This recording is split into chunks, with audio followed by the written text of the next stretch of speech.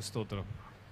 கர்த்தர் நாமம் மையப்படுவதாக. ஆண்டு வார்த்தைகளுக்கு நேராக நம் இருதயங்களை திருப்பலாம். ஏசாயா தீர்க்கதரிசன புஸ்தகத்துக்கு நேராக நாம் திருப்பலாம். உங்கள் வேத புத்தகத்தை புக் ஆஃப் ஐசையா சாப்டர் 55. ஏசாயா 55ஆம் அதிகாரம் 6 முதல் 13 வசனங்கள் வரையில் இந்த நாளில் தியானிக்க போகிறோம். இந்த நாள் கர்த்தருடைய வழிகளை குறித்து நம்ம தியானித்து கொண்டிருக்கோம். இந்த நாள் கர்த்தருடைய வழிகள், வேஸ் ஆஃப் த லார்ட், கர்த்தருடைய வழி.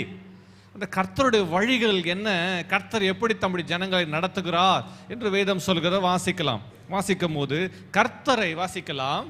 கர்த்தரை கண்டடையத்தக்க சமயத்தில் அவரை தேடுங்கள், அவர் சமீபமாய் இருக்கையில் அவரை நோக்கி கூப்பிடுங்கள். துன்மார்க்கன் தன் வழியையும் அக்கிரமக்காரன் தன் நினைவுகளையும் விட்டு கர்த்தரிடத்தில் திரும்ப கடவன், அவர் அவன் மேல் மனதுருகுவார். நம்முடைய தேவனிடத்திற்கே திரும்ப கடவன், அவர் மன்னிக்கிறதற்கு தயை பெருத்திருக்கிறார். என் நினைவுகள் உங்கள் நினைவுகள் அல்ல, உங்கள் வழிகள் என் வழிகளும் அல்லவென்று கர்த்தர் சொல்லுகிறார். பூமியை பார்க்கிலும் வானங்கள் எப்படி உயர்ந்திருக்கிறதோ அப்படியே உங்கள் வழிகளை பார்க்கிலும் என் வழிகளும், உங்கள் நினைவுகளை பார்க்கிலும் என் நினைவுகளும் உயர்ந்திருக்கிறது. கவனிங்க, இந்த பகுதியில் வாசிக்கும் போது ஆண்டவர் சொல்லுகிற வார்த்தைகளை வாசிக்கிறோம். என் நினைவுகள் உங்கள் நினைவுகள் அல்ல. வசனம் 8 வாசிக்கும் போது என் நினைவுகள் உங்கள் நினைவுகள் அல்ல, என் வழிகள் உங்கள் வழிகளும் அல்லவென்று கர்த்தர் சொல்லுகிறார். verse 8 கர்த்தர் சொல்றாரு, கர்த்தருடைய வழிகள் என்ன, அந்த கர்த்தருடைய வழிகளை நம்ம கண்ணோக்கி பார்க்க வேண்டும். 8ஆம் வசனத்தில் verse 8 போடுங்கப்பா. கர்த்தருடைய வழிகள், என் வழிகள், என் நினைவுகள், நம்முடைய நினைவுகள் வேறு, கர்த்தருடைய நினைவுகள் வேறு.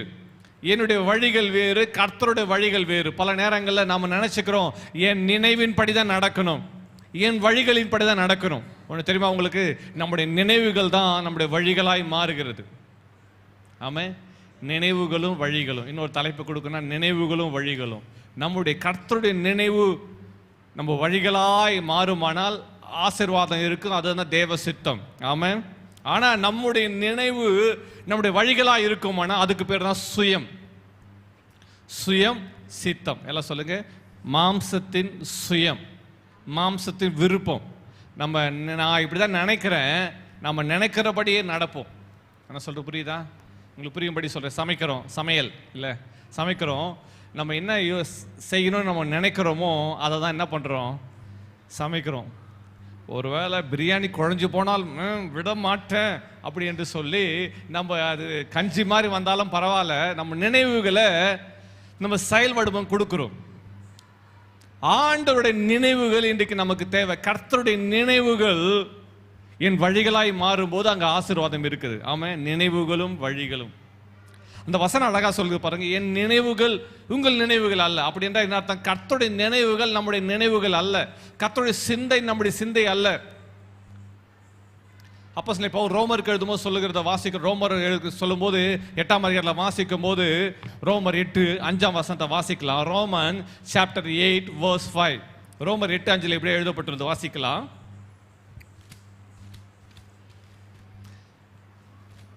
மாம்ச சிந்தை மரணம். வாசிக்கலாம். ரோமர் 8:6. ஓகே, ரோமர் 8:6.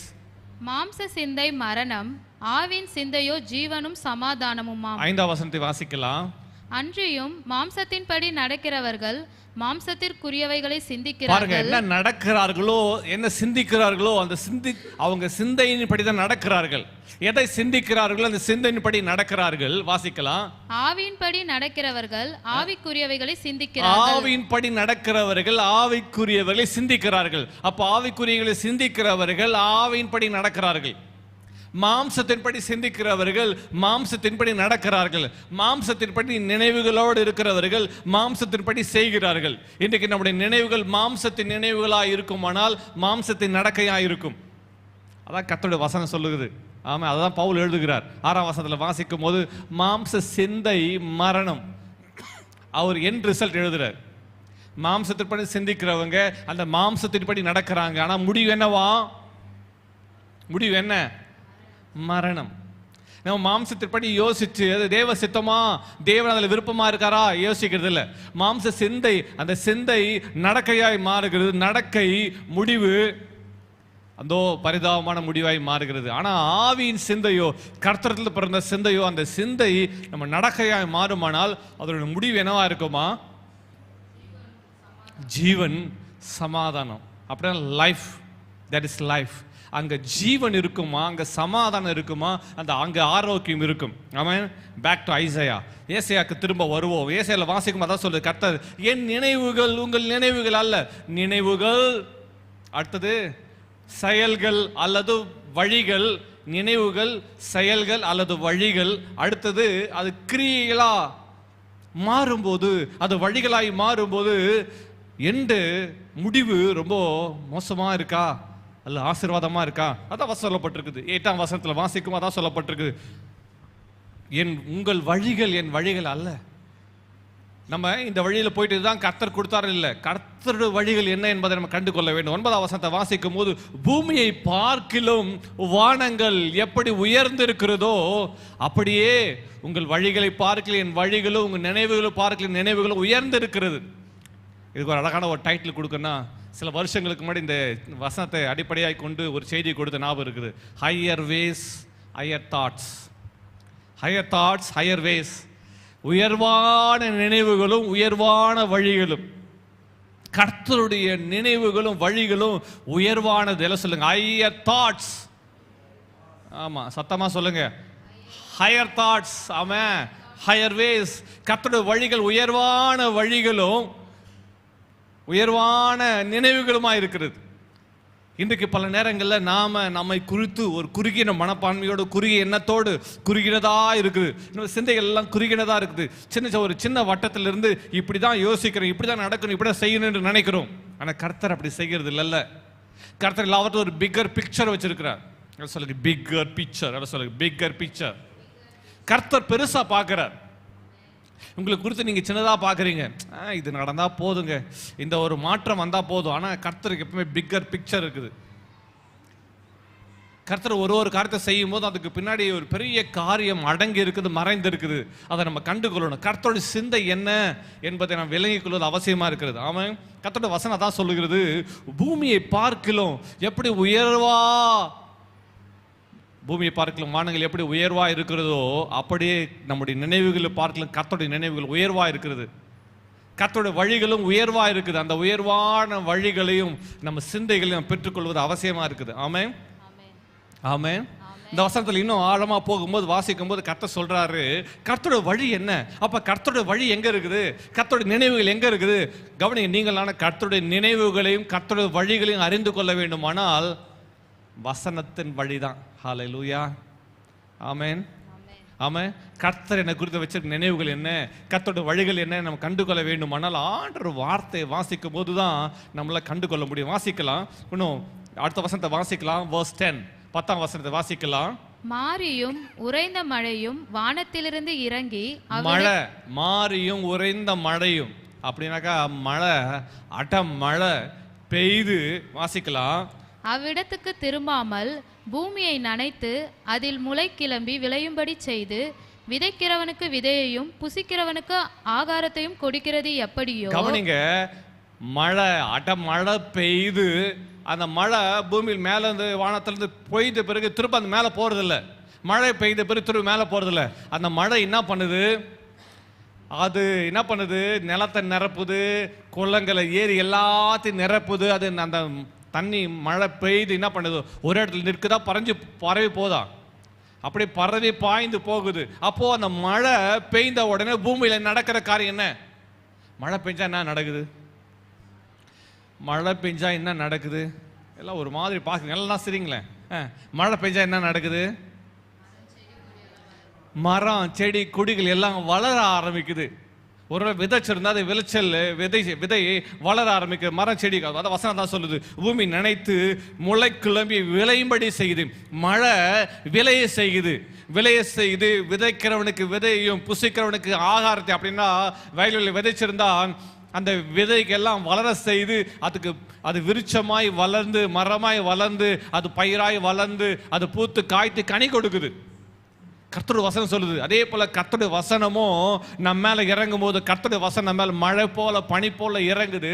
இறங்கி நம்ம வாழ்ல சும்மா இருக்கிறது இல்ல. கர்த்தருடைய வசனத்தை இங்க கேட்கும் போது கவனிங்க, கர்த்தருடைய வசனம் நம்ம மேல புள்ளி மேல இறங்குற பனியை போல கர்த்தருடைய வசனம் இறங்குறதா. ஒரு ஆமென் சொல்லுங்க பார்க்கலாம்.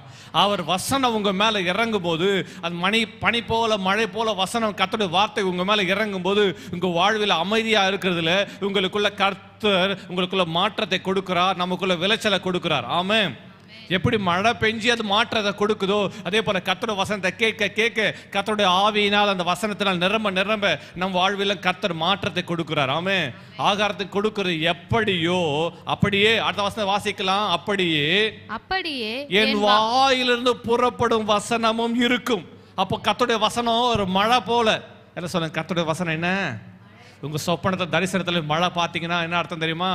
வசனம் கர்த்தர் என் மேல மழை போல பெய்ய பண்ணுகிறார். ஒரு சொப்பனத்தில் நீங்க பாக்குறீங்க மழையில் அப்படியே நனைஞ்சிட்டு இருக்கிற மாதிரி. அப்படிலாம் சொப்பனம் வருதா? எனக்கு சொப்பனத்தில் எங்க பாஸ்ட் அதெல்லாம் வருது. சொப்பனத்தில் என்ன பேய் தோர்த்துற மாதிரி நாய் தோர்த்துற மாதிரி தான் வருது. இனிமேல்ட்டு ஆவிக்குரிய சொப்பனங்கள் உங்களுக்கு பிறப்பதாக இயேசுவின் நாமத்தில்.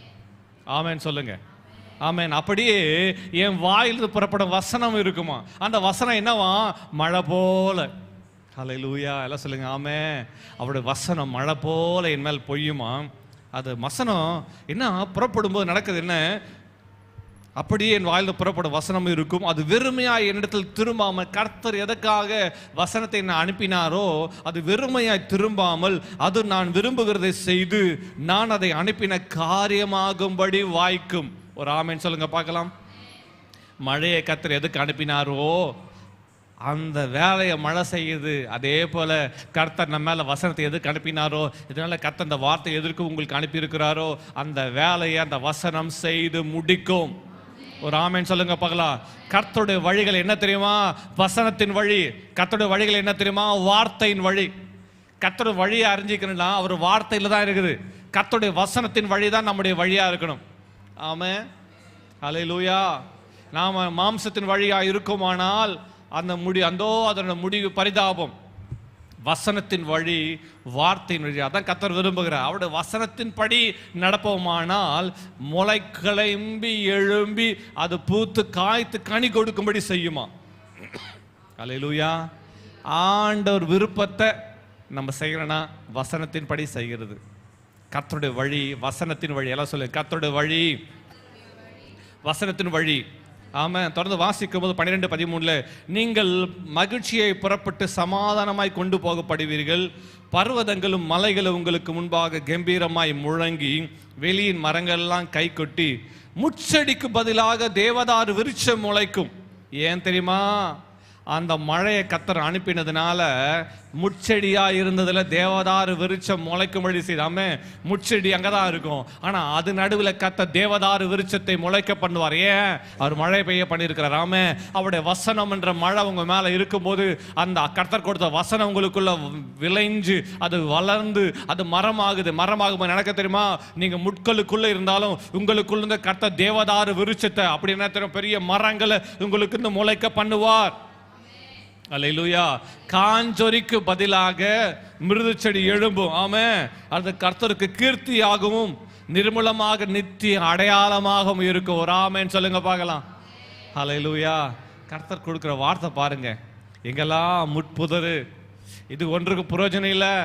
ஜனங்கள்லாம் ஜாதிகள்லாம் உங்களை பார்த்து சொல்லியிருக்கலாம், நீ பிரயோஜனப்பட மாட்ட, உன் எதிர்காலம் அவ்வளோதான், நீ உன்னை கடவுள் தான் காப்பாற்றணும் சொல்லியிருக்கலாம். ஆனால் ஆண்டவர்கிட்ட அடைக்கலமாய் வந்த உனக்கு கர்த்தராலே நிறைவான பலன் கிடைப்பதாக. ஆமாம். ஆண்டவர்கிட்ட வந்தவங்க யாரும் வெறுமையாக போனதில்லை, வெறுமையாக யாரையும் கர்த்தர் அனுப்பினதில்லை. நிறைவான பலனை கொடுக்க வல்லவர். ஆமாம். இன்றைக்கு அவர் வசனத்தை கேட்டிருக்கிற வார்த்தை கேட்டுக்கொண்டிருக்கிற மகளே மகனே, கர்த்தருடைய வழி அது வசனத்தின் வழி, அது வார்த்தையின் வழி. ஆமாம். கர்த்தருடைய வழி அது வசனத்தின் வழி, அது வார்த்தையின் வழி. ஆமாம். இரண்டாவது கர்த்தருடைய வழி என்ன தெரியுமா? அது கீழ்ப்படிதலின் வழி. கர்த்தருடைய வழி கீழ்ப்படிதலின் வழி. எல்லாம் கவனிக்கணும். முதலாவது அவர் வசனத்தை அனுப்புறாரு. ரெண்டாவது அந்த வசனத்துக்கு நீ கீழ்ப்படுகிறியான்னு பார்க்கிறார். நீ கீழ்ப்படிந்து அந்த வழியா போவ, ஏனால் உன் வாழ்வில் ஆசீர்வாத நன்மை பெருக்கத்தை பார்க்க முடியும். நீ கீழ்ப்படியாது இருக்கும் போது உன் வாழ்வில் ஆசீர்வாத நன்மை பெருக்கத்தை பார்க்கவே முடியாது. திருப்பிக் கொள்ளலாம். வேத புத்தகத்தில் சில வார்த்தைகளை வாசிக்க போகிறோம். கர்த்தருடைய நாமம் மையப்படுவதாக. லூக்கா எழுதின சுவிசேஷம் 5ஆம் அதிகாரம் கொஞ்சம் திருப்பலாமா? லூக்கா 5ஆம் அதிகாரம். லூக்கா 5ஆம் அதிகாரத்தில் இயேசு கிறிஸ்து கெனசரேத்து கடல் அருகே நிற்கிறார். நின்றபோது பின்பு அவர் கெனசரேத்து கடல் அருகே நின்ற போது திரளான ஜனங்கள் தேவ வசனத்தை கேட்கும்படி அவரிடத்தில் நெருங்கினார்கள். அப்போ இயேசு அந்த படகுல உட்கார்ந்து அந்த ஜனங்களுக்கு அவர் வசனத்தை போதகம் பண்ணினார். 3ஆம் வசனத்தில் அவர் ஜனங்களுக்கு போதகம் பண்ணி கொண்டிருந்தார். அப்போது அந்த வசனத்தை அவர் பிரசங்கம் பண்ணி கொண்டிருக்கும் போது சீமோனுடைய படகு அங்கே இருந்துச்சு. அந்த சீமோனுடைய படகுல நின்று அவர் பிரசங்கம் பண்றார். கர்த்தர் யாரை பயன்படுத்துகிறாரோ அவங்க படகை கர்த்தர் பயன்படுத்துகிறார். யார் ஆசீர்வதிக்கிறாரோ அவங்க படகை கர்த்தர் பயன்படுத்துகிறார். கர்த்தர் உன்னை ஆசீர்வதிக்கணும்னா கர்த்தர் உன்னை பயன்படுத்துகிறாருன்னு அர்த்தம். உன்னை பயன்படுத்தலாம், அதாவது உனக்கு உண்டான எல்லாவற்றையும் கர்த்தர் பயன்படுத்தலாம். ஆனால் கொடுப்பதற்கு நீ ஆயத்தமாக இருக்கணும். ஆமாம், வேலை நைட்டெல்லாம் நைட் டியூட்டி. கவனிங்க, பேதுரு, யாக்கோபு, யோவான் எல்லாமே நைட் டியூட்டி பண்ணுறாங்க. என்ன நைட் டியூட்டி? ஃபிஷர். ஆமாம், ஃபிஷ்ஷிங். இரவெல்லாம் நைட்டெல்லாம் போய் கடலில் போயிட்டு கலிலே கிணசரத்து கடலில் போயிட்டு மீன் பிடிக்கிறாங்க. ஒரு மீனும் கிடைக்கல. நைட்டு ஃபுல்லாக நைட் டியூட்டி பார்த்தோம், ஒரு பிரயோஜனம் இல்லை அப்படின்னு ரொம்ப சோகத்தோடு வந்து உட்கார்ந்துட்டுருக்காங்க. உட்காந்து வலைகளை அலசிட்டு இருக்காங்க. அதில் இருக்கிற கடல் பாசி எல்லாத்தையும் எடுத்துட்டு வலையை சுத்தம் பண்ணிட்டு இருக்காங்க. சுத்தம் பண்ணும் போது ஜனங்க திரளாக வராங்க. இயேசு சொல்கிறாரு, அம்மா அப்பா அந்த படகை நான் யூஸ் பண்ணிட்டா தாராளமா. இயேசு அந்த படகில், பேதுருவின் படகில் ஏறி இயேசு பிரசங்கம் பண்ணுறார். கொடுப்பதற்கு நீ ஆயத்தமா? அங்கே கவனிக்க வேண்டிய ஒரு காரணம், பீட்டர் எந்த நிலைமையில் தெரியுமா? விரக்தியில் இருந்தார். என்ன சொல்லுங்க, என்ன எப்படி இருந்தார்? விரக்தி. ஏன் விரக்தி? ஒன்றும் கிடைக்கலப்பா. எம்டி போட்டு. என்ன போட்டு? எம்டி போட்டு. ஆனால் எம்டி போட்டு தான், உனக்கு எம்டி. அந்த எம்டி கொடுப்பதற்கு நீ ஆயத்தமா? நைட்டெல்லாம் கிடைக்கல, சும்மா தான் இருக்குது. நைட்டில் தான் சும்மா தான் இருக்குது, ஒரு மீனும் கிடைக்கல. தாராளமாக யூஸ் பண்ணிக்கங்க. கொடுப்பதற்கு ஆயத்தமா? அந்த எம்டியை பிளண்டி ஆக்க அவரால் முடியும். ஆமாம், காலியானதை நிரப்ப கர்த்தரால் முடியும். ஆனால் நீ படகை கொடுப்பதற்கு ஆயத்தமா? பேதுரு படகை கொடுத்தார். நீ என்ன கொடுக்குறீங்க? கர்த்தர் என்ன கேட்டாலும் கொடுக்க ஆயத்தமா? சத்தமாக சொல்லுங்க. ஆமான்னா ஆமா, இல்லைன்னா இல்லை. சொல்லுங்க, ஆயத்தமா? ஆயத்தனா சரியா சொல்லுங்க. ஆயத்தம் இல்லைன்னா அமைதியா இருந்துருங்க. ஆயத்தமா? ஆயத்தமா இருக்கிற கை வைத்து ஆமேன்னு சொல்லுங்க. ஆயத்தன்ற கை வைத்து ஆமேன்னு சொல்லுங்க. நான் ஆமேன்னு சொல்றேன்ப்பா.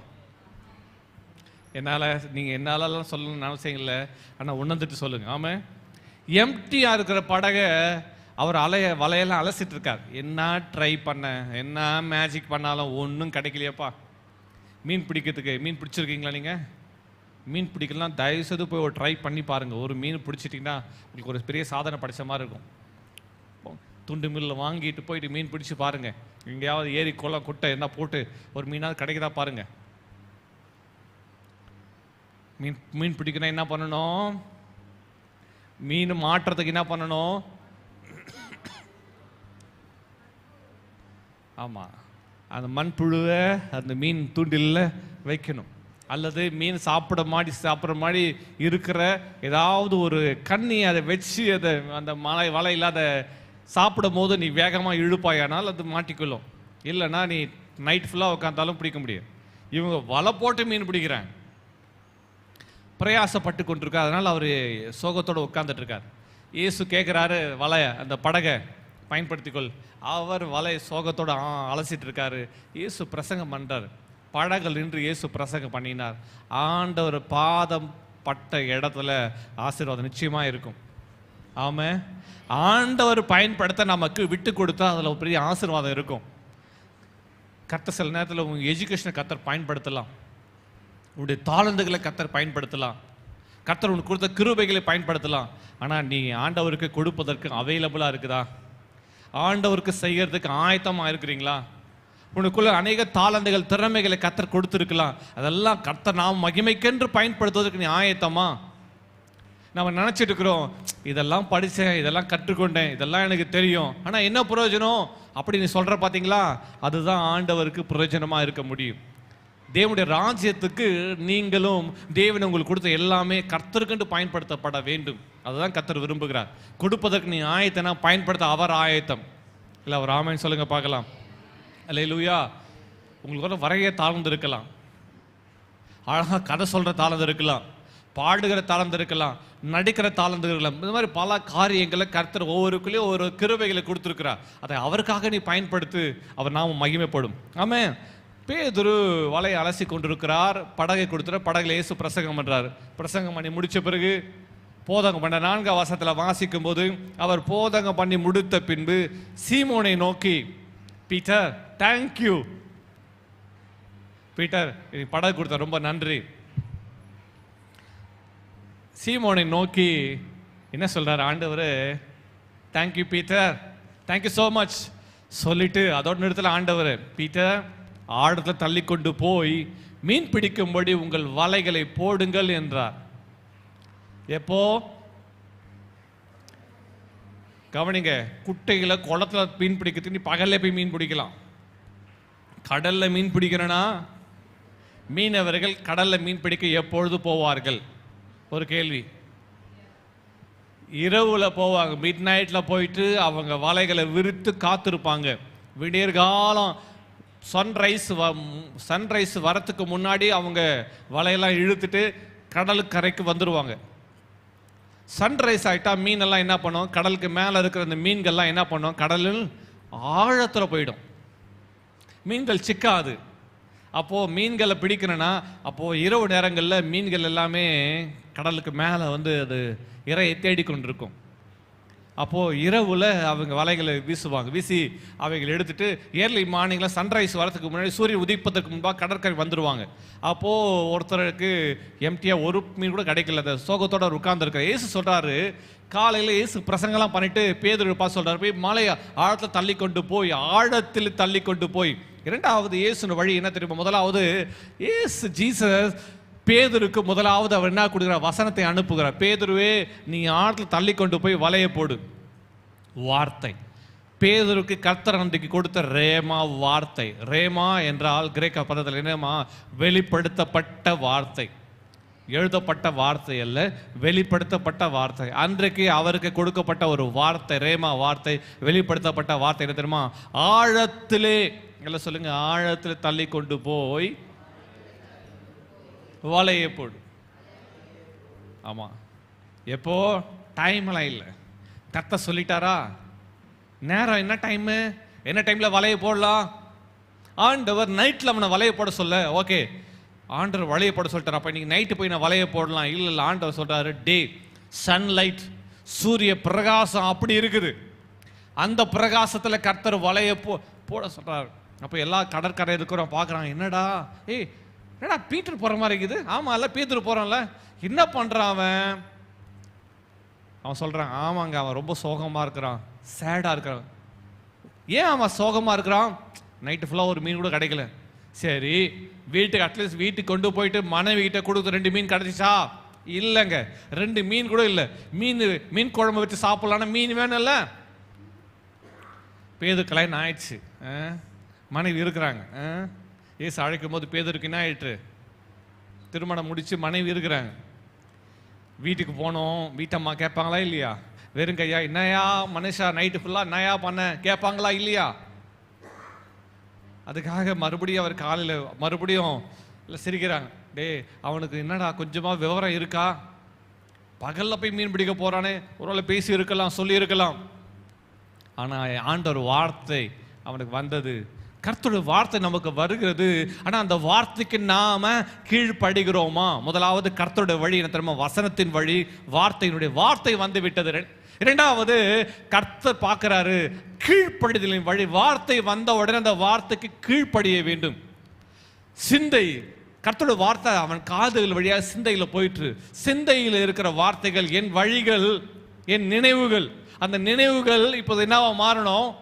வழியா மாறணும். எல்லாம் சொல்லுங்க, நினைவுகள் வழியா மாறணும். கர்த்தர் கொடுத்த வார்த்தைகள், அந்த வார்த்தைகளை கேட்டாரு. இப்ப அந்த வார்த்தைக்கு கீழ்ப்படிதலின் வழி, அந்த கீழ்ப்படிதல் வழியாக பேதுரு போனாரா போலையா? நீங்க அங்க இருந்தா போயிருப்பீங்களா, போயிருக்க மாட்டீங்களா? கடலுக்குள்ள போவீங்களா, போக மாட்டீங்களா? சாதகமான சூழ்நிலையில போவோம், பாதகமான சூழ்நிலையில போவோமா? என்ன சொல்லுங்க? எத்தனை பேர் பகல மீன் பிடிக்க போயிருப்பீங்க? எத்தனை பேர் இயேசு சொன்ன உடனே பகல மீன் பிடிக்க போயிருப்பீங்க? Very good. அநேக கைகளை காணவில்லை. நான் நினைக்கிறேன் சொன்ன உடனே போயிருப்பீங்கன்னு நினைச்சேன். ஆனால் ஒருத்தரும் போல. ஏன்னா என்ன நினைப்பாங்க, இந்த நேரத்தில் போனால் கிடைக்காதுன்னு உங்களுக்கு தெரியும். பல நேரம் நம்ம நினச்சிக்கிறது லாஜிக்கல் திங்கிங் சொல்லுவாங்க பார்த்தீங்களா? இந்த பிரெயின் சிஸ்டம் ஆண்டவர் உண்டாக்குனது லாஜிக்கல் திங்கிங். நான் சொல்றது என்னது? லாஜிக்கா. இந்த டைமில் போனால் கிடைக்காதுங்க. உங்களுக்கு தெரியும், ஒரு கடையில் இத்தனை மணிக்கு திறப்பாங்க, இத்தனை மணிக்கு மூடுவாங்கன்னு தெரிஞ்சால் நீங்கள் என்ன சொல்லுவீங்க?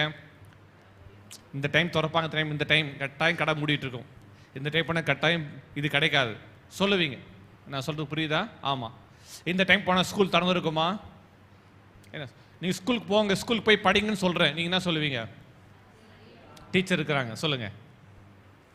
இதுக்கு பேர் தான் லாஜிக்கல் திங்கிங். என்ன பாஸ்டர், என்ன கொஞ்சம் கூட கொஞ்சம் லாஜிக்கே இல்லாமல் பேசுகிறீங்களே? ஏன் இன்னைக்கு ஹாலிடே, ஸ்கூல் ஹாலிடே, பூட்டப்பட்டிருக்கு, எப்படி படிக்க போறீங்க? அதுதான் எல்லாருடைய லாஜிக்கல் திங்கிங். பல நேரங்களில் கர்த்தர் லாஜிக்கல் திங்கிங் நடுவில் அவருடைய லாகரிதமே இருக்குது. ஆமென். பல நேரங்கள் அதுக்கு நமக்கு நல்ல இதுக்கு என் நினைவுகள் உங்க நினைவுகள் அல்ல, அதான் வசனம் சொல்லுச்சு. புரிஞ்சுச்சா? கர்த்தருடைய நினைவுகள் வேறு, நம்முடைய நினைவுகள் வேறு. நம்ம சொல்லுவோம், இன்னங்கப்பா சண்டே போய் ஸ்கூலுக்கு போக சொல்றீங்களே, இன்னங்கப்பா நீங்க பட்ட பகல்ல போயிட்டு சன்லைட்ல இப்படி இந்த பிரைட்னஸ்ல போயிட்டு நீங்க மீன் பிடிக்க சொல்றீங்களே. Logical thinking. கர்த்தர் லாஜிக்கல் திங்கிங் நடுவில் அவர் எப்படி வல்லமையாய் கிரியை செய்கிறார். ஆமா, லாஜிக்கா நம்ம திங்க் பண்ணிட்டு இருக்கோம். பீட்டர் அப்படி நினைச்சிருக்கலாம், ஆனால் அவன் வலையெல்லாம் எடுத்துட்டான். இப்பதான் வலையை அலசி வச்சான், சுத்தமா இருக்குது. ஆனா சுத்தமான வலையை எடுத்துட்டான். எடுத்து அவன் பேக்ல வச்சுக்கிட்டான், எடுத்து எல்லாத்தையும் பேக் பண்ணிட்டான். மீன் பிடிக்க போற யாராவது வரீங்களான்னு கேட்கறான். நைட்டு ஃபுல்லாக அவன் கூட இருந்து ஒரு மீனும் கிடைக்கல. நான் அவர் படகுலையா போயிருந்தா ஏதாவது கிடைச்சிருக்கும், உன் படகுல எனக்கு ஒன்றும் கிடைக்கல, இன்னைக்கு சம்பளம் கூட எனக்கு கிடைக்கல. ஒரு ஹெல்ப்பராக இருந்தா சொல்லியிருக்கலாம். Logical thinking. அப்பா என்னை விட்டுருப்பா, நைட் டியூட்டி பார்த்துட்டு ரொம்ப டயர்டாக இருக்குது, ஐ எம் சாரி. இத்தனை பேர் வந்தாங்க, வரலன்னு தெரியல. பேதுரு படகு எடுத்துட்டு ஆழத்திலே போறார். பாட்டு வந்திருக்குமா தெரியல, நைட்டு பாட்டு போகும்போது அவன் பாட்டு பாடுவாங்க, ஏலேலோ ஐலசா ஏலேலோ. நைட்டை போகும்போது எல்லாரும் பாட்டு பாடிட்டே போவாங்க. ஏனென்றால் அவங்க படகு வளைக்கிறதுடைய களைப்பு தெரியாமல் இருப்பதற்காக பாட்டு பாடிக்கொண்டே போவார்கள். ஆனால் பேதுருக்கு பாட்டு வந்திருக்குன்னு நினைக்கிறீங்க?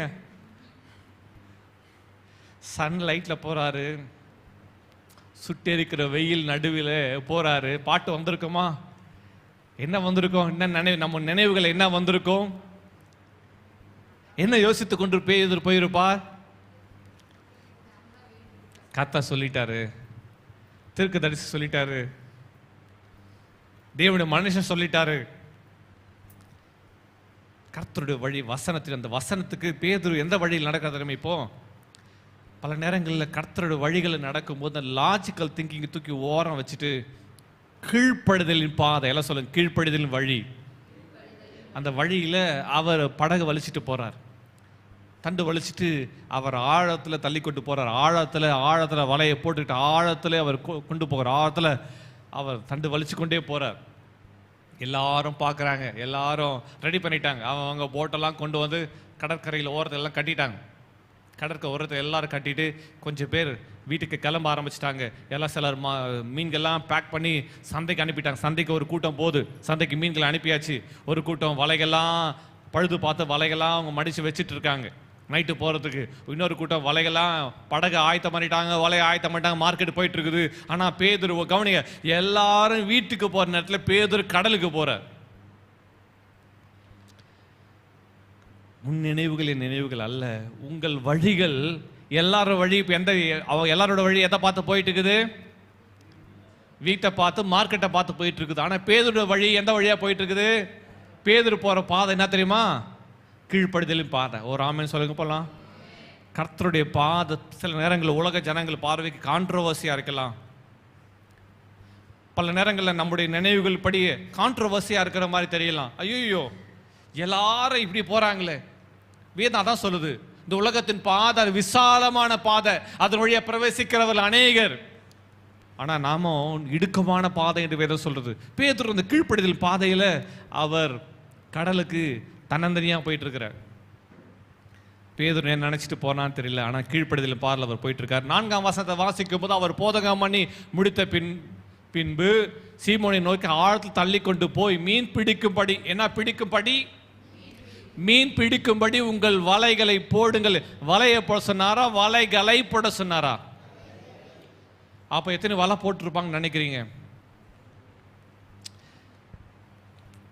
மீன் பிடிக்கும்படி ஆள் தள்ளி கொண்டு போய் மீன் பிடிக்கும்படி உங்கள் வலைகளை, வலைன்னு சொல்லல, உங்கள் வலைகளை. அப்படின்னா புளூரல், எல்லாத்தையும் புளூரல்ல சொல்லியிருக்க.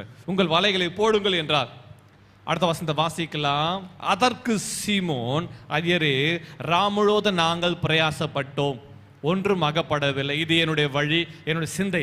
பேதுரு சிந்தையில் இருக்கிறத அவர் பேசுகிறார். சிந்தையில் இருக்கிறத, நடந்ததை பேசுகிறார்.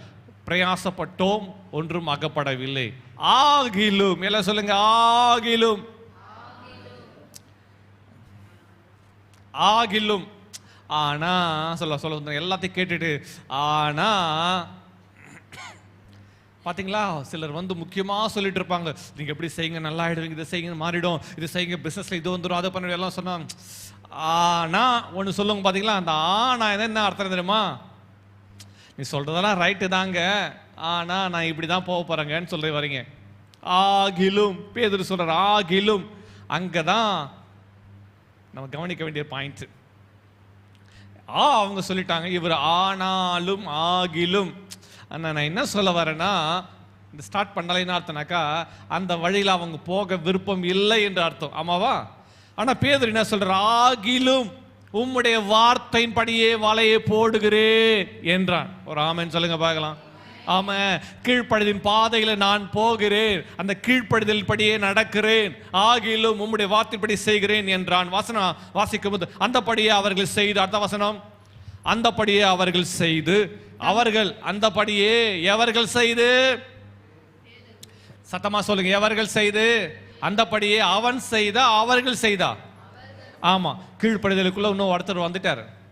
அது ஒருத்தர் வந்தாரா, 2 பேர் வந்தாரா, 3 பேர் வந்தாரா தெரியல. அந்தபடியே அவர்கள் செய்து, வாசிக்கலாம், தங்கள் வலை கிழிந்து போகத்தக்கதாக, வலை எல்லாம் சொல்லுங்க, வலை கிழிந்து போகத்தக்கதாக மிகுதியான மீன்களை பிடித்தார்கள். ஒரு ஆமென். மார்க்கெட்ல இருக்கிற ஓனர் கேட்கிறான், என்னப்பா மீனை பிடிச்ச? இன்னைக்கு ஒரு 5 இல்ல 6 டன் வரணும்னு நினைச்சேன். இந்த மீனை பிடிச்சு நான் கலிலேயா மார்க்கெட்டுக்கு அனுப்பணும், எருசலேம் மார்க்கெட்டுக்கு அனுப்பணும், யூதேயா மார்க்கெட்டுக்கு அனுப்பணும், சமாரியா மார்க்கெட்டுக்கு அனுப்பணும், கதரேயன் மார்க்கெட்டுக்கு அனுப்பணும், ராஜா வீட்டுக்கு அனுப்பணும். இன்னைக்கு நான் 5 அல்லது 6 டன் மீன் பார்த்தேன், ஆனா இன்னைக்கு ஒரே ஒரு டன் தான் வந்திருக்குது. எப்படி இந்த மீன் பத்தோம்? இன்னைக்கு மார்க்கெட்ல மீனே இல்லையே, அதனால எல்லாம் பிரைஸ் எல்லாம் டபுளா வச்சு வித்துட்டு இருக்கான். மீனே மார்க்கெட்ல இல்லையே என்று அவங்க சொல்லி கொண்டிருக்கிற இந்த வேலையில அவர்கள் வலை கிழியத்தக்கதாக, வாசிக்கலாம், அவர்கள்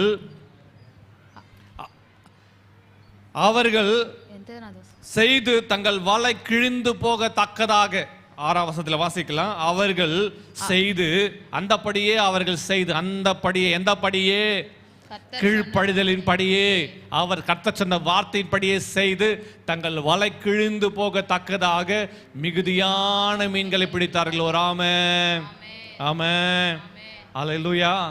போக படகு காலியா போச்சு, அதோட நிக்கல, இப்போ ஃபுல்லா நிறைஞ்சிச்சு, படகு முழுசா நிறைஞ்சிச்சு. வாசிக்கலாம், அடுத்த வசனம் வாசிக்கும் போது, அப்பொழுது மற்ற படவில் இருந்த கூட்டாளிகள் வந்து தங்களுக்கு உதவி செய்யும்படிக்கு சைகை காட்டினார்கள். அவர்கள் வந்து 2 படகுகளும் அமிழத்தக்கதாக நிரப்பினார்கள். ஆமென். எல்லாம் ஒரு ஆமென் சொல்லுங்க பார்க்கலாம். இப்போ நடந்த சினாரியோ என்ன தெரியுமா? எம்டி போட்டெல்லாம் கடற்கரையில் நின்றுச்சு. பார்த்தீங்களா? இந்த சிக்னல் கொடுக்குறாங்க, சிக்னல் கொடுத்து எம்டி போட்லாம் அனுப்புப்பா, சீக்கிரம் அனுப்புப்பா. எம்டி போட் அனுப்புறதுக்கு சிக்னல் கொடுக்குறாங்க. கடற்கரையில் நின்ற எம்டி போட்டெல்லாம் இப்போ எங்கே போகுது? கடலுக்குள்ளே போகுது. மீன் பிடிக்க போல மீனை வாரிட்டு வர போகுது. ராமன் சொல்லுங்க பார்க்கலாம். ஹல்லேலூயா. மீன் பிடிக்க போல மீனை வாரிட்டு வர போகிறது. தேவனுடைய வார்த்தையின்படி கீழ்ப்படுதலின் வழியின்படி செய்வாயானால் உன் படகு நிரம்பும். வலை கிழிந்து போகத்தக்கதாக கர்த்தர் வலையை நிரப்புவார், படகை நிரப்புவார். ரெண்டு படகு நிரம்பி வழிய தேவன் செய்ய வல்லவராயிருக்கிறார். ஆமென். கீழ்ப்படுதலின் வழி. ஹல்லேலூயா. பேதுருக்கு பயிற்சி இருக்குது, ஆனா இன்னொரு முறை முயற்சி செய்வதற்கு யோசிச்சான்.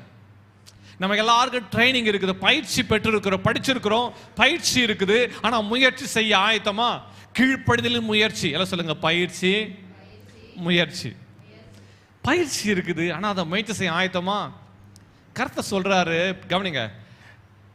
மத்தேயு 17 வாசிக்கலாமே. அதே பேதுரு தான் இருக்கிறார். மத்தேயு 17 24 முதல் 27 வாசிக்கலாம். மத்தேயு 17.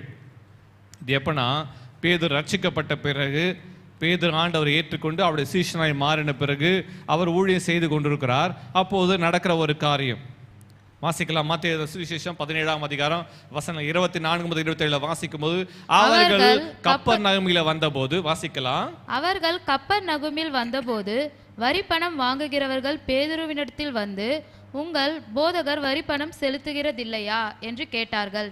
செலுத்துகிறார் என்றான். அந்த காரியங்கள் எல்லாத்தையும் பேசி கொண்டிருக்கிறாங்க. அப்போ வரி பணத்தை பத்தி இயேசு பேசுறாரு. பேசி முடிச்ச பிறகு 27ஆம் வசனத்தை வாசிக்கலாம். ஆகிலும் நாம் அவளுக்கு இடலாயிராதபடிக்கு என்ன செய்யணுமா? நீ கடலுக்கு போய். கர்த்தர் சொல்றாரு. எங்க சொல்றாரு? நீ கடலுக்கு போய். அடுத்தது தூண்டில் போட்டு. என்ன போட்டு? தூண்டில் போட்டு. நல்லா கவனிச்சுக்கணும். கர்த்தர் கிளியரா பேசுறார். நீ கடலுக்கு போ. அங்கே கடலுக்கு போய். கடலை பார்த்தோன்னே பேதுருக்கு எப்படி வந்திருக்கும்? கடல்ல மீன் பிடிச்ச ஆளு. இப்ப கர்த்தர் அங்க ஒரு அற்புதத்தை செய்ய விரும்புறார். கடலுக்கு வந்தோடனே பீட்டருக்கு எப்படி வந்திருக்கும்? அப்படியே கட்டி வச்சிருக்கிற ஒரு நாய்க்குட்டியை கட்டவிழ்த்து விட்ட மாதிரி, துள்ளி குதிக்கிற மாதிரி கடலை பார்த்தோன்னே பீட்டருக்கு எப்படி வந்திருக்கும்? கர்த்தர் சொல்றார், நீ கடலுக்கு போய் வலையை போட்டு அல்ல, நீ தூண்டில் போட்டு முதலாவது அகப்படுகிற மீனை பிடித்து அதன் வாயை திறந்து பார். ஒரு வெள்ளி பணத்தை காண்பாய். அதை எடுத்து எனக்காக உனக்காகவும் அவர்களுக்கு கொடு என்றார். ஆமென். வரி பணத்தை டாக்ஸ் கலெக்டர்களுக்கு டாக்ஸ் கட்ட சொல்றார், வரியை கட்ட சொல்றாரு. கடலுக்கு போ, வலையை போட்டு அல்ல, தூண்டில் போட்டு மீன் பிடிக்க சொல்றார். அப்புறம் முதலாவது அகப்படுகிற மீன், அந்த மீனை ஏற்கனவே அந்த மீன் வாயில என்ன இருக்கான்? இருக்கா இல்லையா தெரியல. நீ வெள்ளி ஒரு முதலாவது கவனிக்க, ரெண்டாவது மூணாவதுலாம் இல்லை, நீ போட்டு பிடிச்ச உடனே ஒரே ஒரு ஃபர்ஸ்ட் பிடிக்கிற அந்த மீன் வாயை திறந்துப்பார். அப்படின்னு அர்த்தம். ரெண்டாவது மூணாவது பிடிக்கிற அப்படின்னா என்ன அர்த்தம்னா, பேதுரு கடலுக்கு போனா ஒரு மீனோட பேற்று வரமாட்டாருன்னு தெரியும் அவருக்கு. ஆமே. கடலை பார்த்த உடனே அவருக்கு பழசலாக ஞாபகம் வந்துடும் தெரியும். அதனால அவர் கடல்ல போயிட்டு தூண்டில் போட சொல்ல. இப்ப கவனிங்க, இப்ப கடற்கரையில் ஆட்கள் இருக்கிறாங்க. நல்லா கவனிங்க. ஏற்கனவே அவருடைய ஹோல்டு ஃப்ரெண்ட்ஸ் எல்லாம் கடற்கரையில் போட்டோடு இருக்கிறாங்க, வலையோடு இருக்கிறாங்க. இப்போ இவர் என்ன கொண்டு போறாரு? தூண்டில். யோசித்து பாருங்க. பீச்சர், உனக்கு இப்படி ஒரு நிலைமை வரும் நான் கனவோட நினைச்சு பார்க்கலப்பா. சொல்லியிருப்பாங்களா இல்லையா? வலை போட்டு பிடிச்ச ஆளு இன்னைக்கு எந்த நிலைமைக்கு வந்து நிக்கிற நீ? தூண்டில் போட்டு பிடிக்கிற அளவுக்கு வந்துட்டியப்பா. அவ்வளோ பஞ்சமா பட்டினியா சொல்ற அளவுக்கு நினைச்சிருக்கலாம். ஆனா பீட்டருக்கு மட்டும்தான் தெரியும், நான் பிடிக்கிற ஒவ்வொரு மீனும் அது வெள்ளி மீன், தங்க மீன். பீட்டருக்கு மட்டும் தான் தெரியும். ஒரு ஆமென் சொல்லுங்க பார்க்கலாம். ஜனங்களுக்கு புரியாது. ஏன் தெரியுமா? கர்த்தருடைய வழி, கர்த்தருடைய வழி, கர்த்தருடைய வழி, கர்த்தருடைய சிந்தை. ஆமா, கீழ்ப்படுதலின் வழி. அல்லேலூயா. அவன்கிட்ட பயிற்சி இருக்கிறது. கர்த்தர் அவனை முயற்சி பண்ண வைக்கிறார். வலை போட்டு மீன் பிடிக்க வச்சாரு. இப்போ என்ன போட்டு மீன் பிடிக்க வைக்கிறாரு? தூண்டில் போட்டு மீன் பிடிக்க வைக்கிறார். அவன் தூண்டில போட்டு எடுக்கிறான். முதலாவது அகப்படுற மீன் வாயை, அந்த மீன் முள்ளை எடுத்துட்டு அவன் திறந்து பார்க்குறான். அது வாயில் என்ன இருக்குது? ஒரு வெள்ளி பணம். எல்லாம் சொல்லுங்க, வெள்ளி பணம். அந்த வெள்ளி பணம் யாருடையது? அந்த மீன் அந்த வெளியே பணத்தை எப்போ விழுங்குச்சு?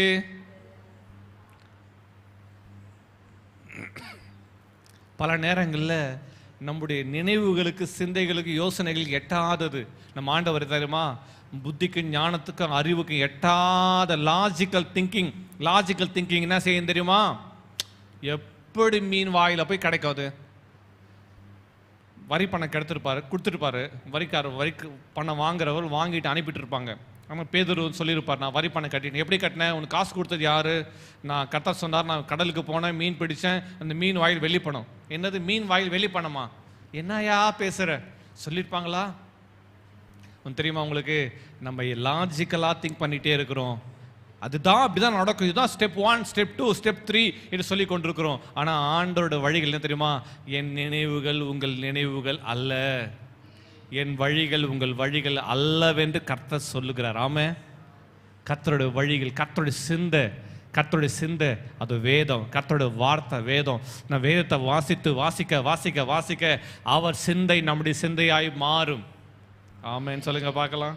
ஆமே, நீ வேதம் உனக்குள்ள நிரம்புமானால் அந்த வேத வசனமே உன் சிந்தையாய் மாறும், அந்த வேத வசனமே உன் வாழ்வின் வழியாய் மாறும். ஆமே, அதுதான் கீழ்ப்படிதலின் பாதை. ஆமே, பேதுரு அந்த பயிற்சி இருக்குது, ஒரு முயற்சி. இதுவரை மீன் பிடிச்ச ஆளு இந்த முறை பிடிச்ச மீன் என்ன தெரியுமா? வெள்ளி பணம். ஹல்லேலூயா. ஆமே. 1 சாமுவேல் 17 வாசிக்கும் போது தாவீது இருக்கிறார். தாவீதுக்கு பயிற்சியெல்லாம் இருக்குது. ராஜா தாவீதுக்கு ட்ரைனிங், ராஜா தாவீதுக்கு ஆடைகளை கொடுக்கிறார், ராஜ வஸ்திரத்தை கொடுக்கிறார், போர் உடைகளை கொடுக்கிறார், மார்கவசத்தை கொடுக்கிறார், தலைச்சிராவை கொடுக்கிறார். அவர் கையில் கவன்கள், அவர் கையில் இருக்கிற பட்டயத்தை தாவீது, கவனிங்க, சவுல் ராஜா பயன்படுத்துகிற பட்டயத்தையும் ஈட்டியையும் யார் கையில கொடுக்கிறார்? தாவீது கையில கொடுக்கிறார். கொடுத்துட்டு போய் யுத்தம் பண்ணுப்பா அப்படி சொல்றார். நான் உங்களுக்கு ஒரு காரியத்தை கேட்க கூடும். சவுல் எல்லாவற்றையும் கொடுத்தாரு, ஏன் சவுல் போல? இந்தப்பா என் பட்டயத்தை எடுத்துட்டு போ, என் ஈட்டியை எடுத்துட்டு போ, இந்த என் கேடகத்தை எடுத்துட்டு போ, இந்த என்னுடைய என்னது போர் கவசங்கள் எல்லா உடைகளை கொடுக்குறேன், எல்லாத்தையும் ஸ்ட்ராங்கான வெப்பன்ஸ் எல்லாம் கொடுக்குறேன், எடுத்துட்டு போ என்று சவுல் ராஜா கொடுத்தாரு. ஏன் சவுல் ராஜா யுத்தத்துக்கு போல? எல்லாரும் அங்கேயே இருக்கிறாங்க. எல்லாரும் உள்ளத்துல பயத்தோட நடுக்கத்தோட நடுங்கி கொண்டு கடற்கரைன்ற பாரு எங்கது அந்த பள்ளத்தாக்குக்கு இந்த புறத்திலேயே இருக்கிறாங்க. பள்ளத்தாக்கின் வழியாக சென்று கோலியாத்தை எதிர்ப்பதற்கு ஒருத்தருக்கும் துணிச்சல் இல்லை, தைரியம் இல்லை. ஆனால் அந்த இடத்துல ஒரு மனுஷன் வரான். யாரு? வாலிப பையன். யாரு வரா? தாவீது வருகிறார். தாவீது இந்த காரியத்தை அவங்க அண்ணன்லாம், அண்ணா எப்படி இருக்கிறீங்க விசாரிச்சிங்களா? விசாரிச்சுட்டு அவங்க அண்ணங்களுடைய செய்தியெல்லாம் விசாரிச்சுட்டு அவங்களெல்லாம் ஸ்நாக்ஸ் கொடுத்துட்டு பேசிட்டே இருக்கும்போது அந்த நேரத்தில் கோலியாத்தை வந்து சத்தம் போட்டு கோலியாத்துடைய எச்சரிப்பின் வார்த்தைகளை கேட்டு எல்லாரும் பயந்து நடுங்கி கொண்டிருக்கிற வேலையில் தாவீது கேட்ட உடனே தாவீதால் சும்மா இருக்கவே முடியல. பல நேரங்களில் நம் வாழ்வில் ஏன் இது நடக்குதே தெரியல, நான் ஏன் அதை கேட்கணும்னு தெரியல. நம்ம யோசிக்கிறோம். சவுல் இந்த வார்த்தைகள் கேட்டு கேட்டு பழகி சவுல் ஒரு இடத்துல உட்கார்ந்து கொண்டிருக்கிறான். ஆனால் அந்த வார்த்தைகளை கேட்ட தாவீதால் சும்மா இருக்க முடியல. நடக்குது என்ன? கர்த்தருடைய சிந்தை தாவீது சிந்தையாய் மாறுகிறது. ஆமே, அந்த பயிற்சி எடுத்த தாவீது அந்த வார்த்தைகள் கேட்டவனும் சும்மா இருக்க முடியல. ஆவியான அவனுக்குள்ள ஏதோ ஒரு மாற்றத்தை கொடுக்குற, அவனுக்குள்ள ஏதோ ஒரு கிளர்ச்சி உண்டாகிறது. அவன் என்ன செய்ய ஆரம்பிச்சான்? நான் போய் யுத்தம் பண்றேன் அப்படின்றான். யுத்தத்துக்கு தைரியமா போயிருக்கலாம், ஆனா பர்மிஷன் கேட்கறான். நான் போய் யுத்தம் பண்றேன்.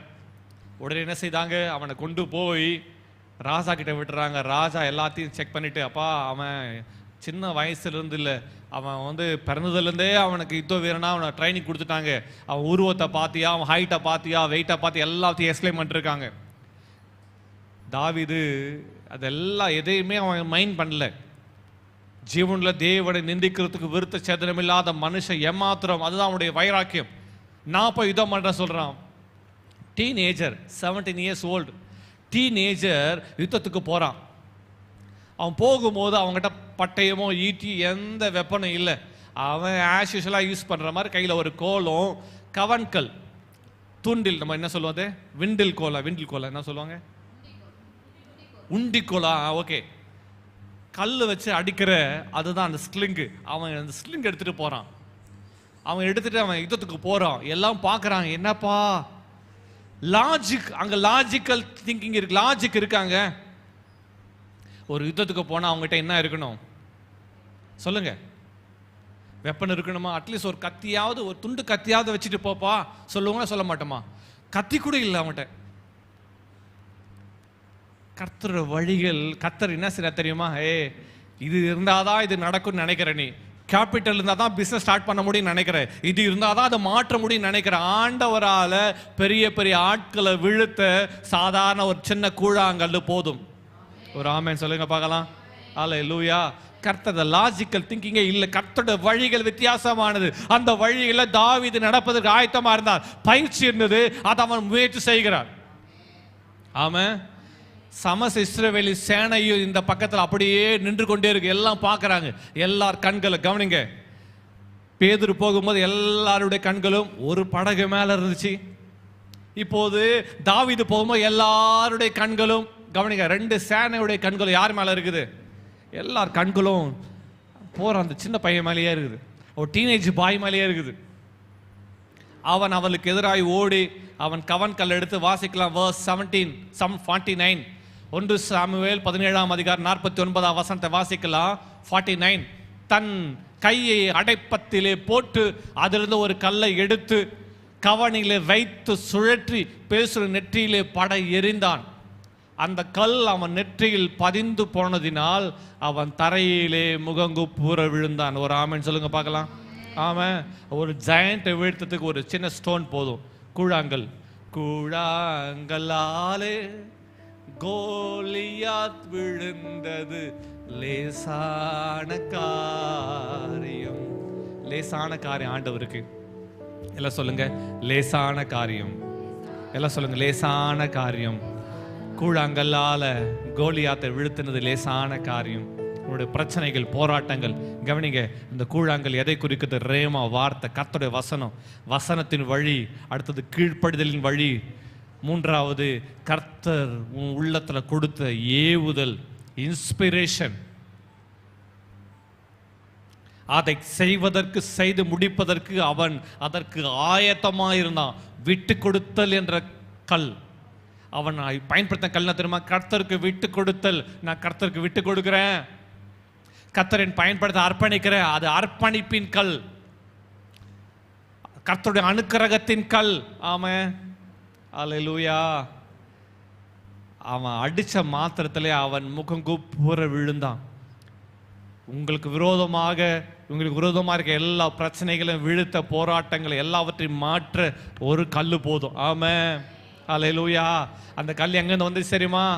ஆமாம், அடைப்பத்திலே. அப்படி என்ன தெரியுமா? அடைப்பத்திலே சொல்லுங்க. அடைப்பத்திலேயே அப்படி என்ன தெரியுமா?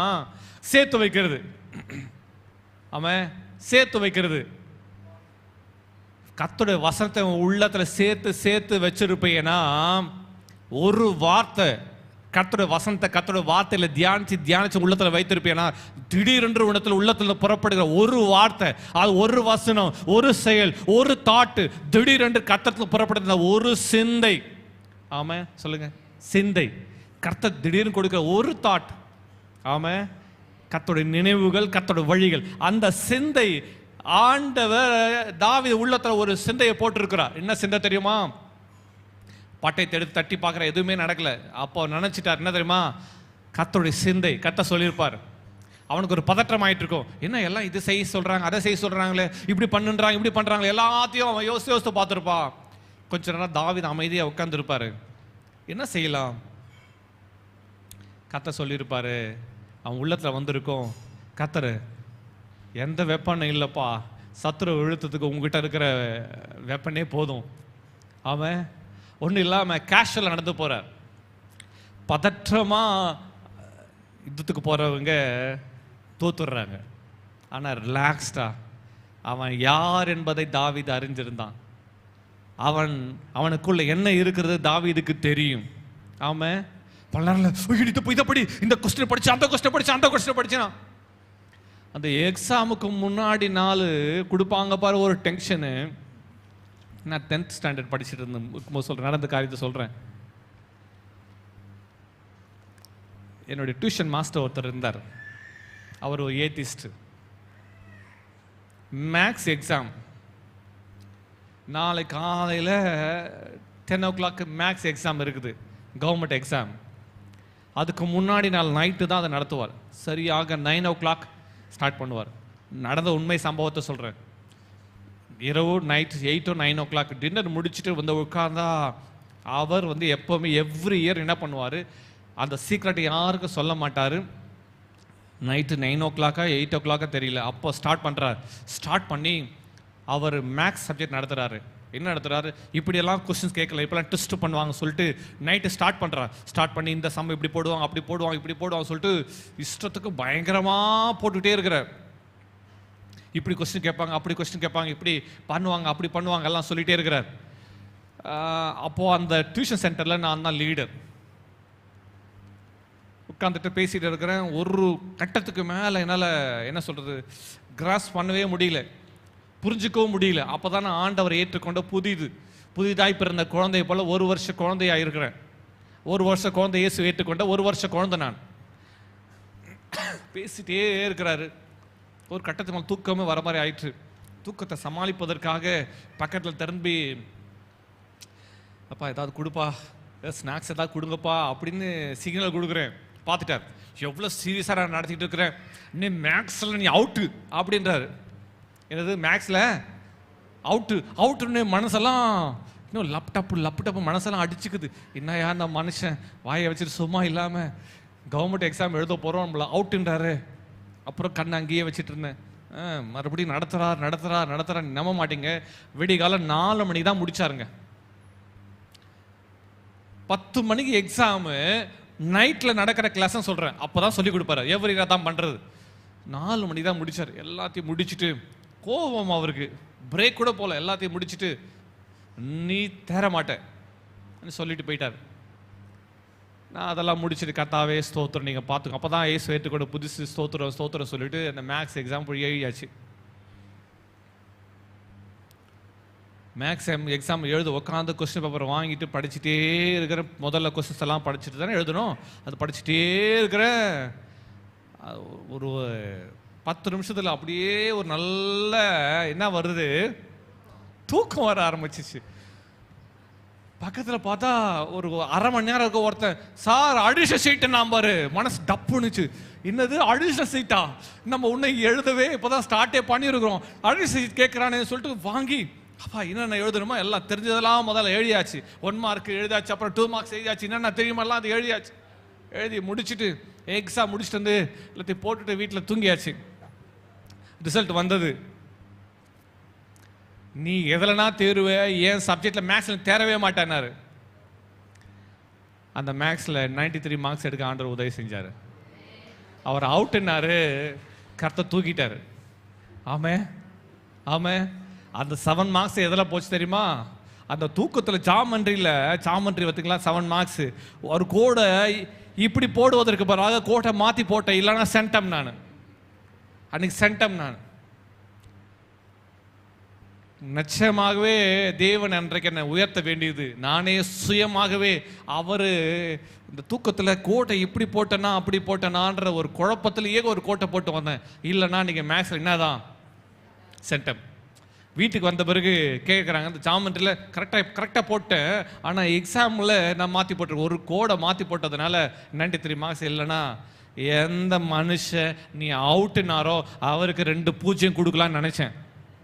சென்டைமில் இருக்கிற 2 பூஜ்ஜியத்தை கொடுக்கலான்னு நினச்சேன். கத்தரால் செஞ்சது. ஆமாம், அவ்வளோ மார்க் வரும்னு எனக்கு தெரியவே தெரியாது. ஆமாம், ஆனால் பிட்டும் அடிக்கலை, உண்மையாக எக்ஸாம் எழுதுறது. ஆமாம், அப்போல்லாம் எக்ஸாம்லாம் ரொம்ப சீரியஸாக இருப்பாங்க. அந்த விஜய் இன்விஜிலேட்டர்ஸ்லாம் எல்லாம் பக்கத்துலேயே வந்து நிற்பாங்க. நான் எங்கே கொஞ்ச நேரம் அந்த தூக்கு கலக்கத்தில் அடிஷனல் சீட்டு கேட்கும் போது தான் காதை திறந்துச்சு. அப்புறம் எடுத்து தேவனால் முடியாத ஒன்றுமே இல்லை. ஒரு ஆமைன்னு சொல்லுங்க பார்க்கலாம். லாஜிக்கல் திங்கிங்லேயே அதை படி இதை படி ரிலாக்ஸாக பல நேரங்களில் நான் பார்த்துருக்கிறேன். ரிலாக்ஸாக உட்காந்து படிச்சிருக்கும் போது ஆண்டவர் உள்ளத்தில் சொல்லுவார், இதை படிப்பா, கொஞ்சம் அப்படியே கொஞ்சம் இந்த கிராஸ் பண்ணி பாயிண்ட்ஸ் மட்டும் எடுத்துக்கணும். ஒரு சப்ஜெக்டாக ஒரு பெரிய படிச்சுட்டு 3 பாயிண்ட்ஸ் 4 பாயிண்ட்ஸ் முக்கியமான பாயிண்ட்ஸ் மட்டும் எழுதிட்டா முடிஞ்சிச்சு, அவ்வளோதான். அந்த பாயிண்ட்டை பார்த்தா மொத்தமே ஞாபகத்து வந்துடும். இப்படி ஒவ்வொரு எஸ்ஸேவாக மனப்பாடம் பண்ண வச்சு இந்த மேக்ஸ் எக்ஸாமுக்கு முன்னாடி இங்கிலீஷ் எக்ஸாம், அந்த இங்கிலீஷ் எக்ஸாம் எஸ்ஏ, அந்த எஸ்ஏ காம்படிஷன் எங்கே நடக்கும். மொத்தமே 3 எஸ்ஏ கொடுப்பாங்க, அதில் 1 எழுத சொல்லுவாங்க. 7 எஸ்ஏ மனப்பாடம் பண்ணிட்டேன். அவன் கொஸ்டின் பேப்பரை பார்க்குற 7 எஸ்ஏவும் எனக்கு தெரியுது. மேக்ஸ் நடத்த மாதிரி நைட்டு நேரத்தில் ரொம்ப உங்களை மாதிரிலாம் ரொம்ப பிரைட் ஸ்டூடெண்ட்டே இல்லைன்னு வச்சுங்க, சும்மா ஒரு ஆவரேஜ் தான். இது ஒரு டெஸ்ட் இருக்குது, கேளுங்க, சொல்லி முடிச்சிடறேன். சொல்லட்டுமா? நான் வேணாம் இல்லை, சரி வேணாம், சரி சப்ஜெக்டில் போவோம். இல்லை டைம் ஆச்சுல, முடிச்சிடும், பிரசங்கம் முடிக்கணும்ல, டைம் ஆகும், எல்லாம் போகணும்ல, கதெல்லாம் வேணாம் இல்லை.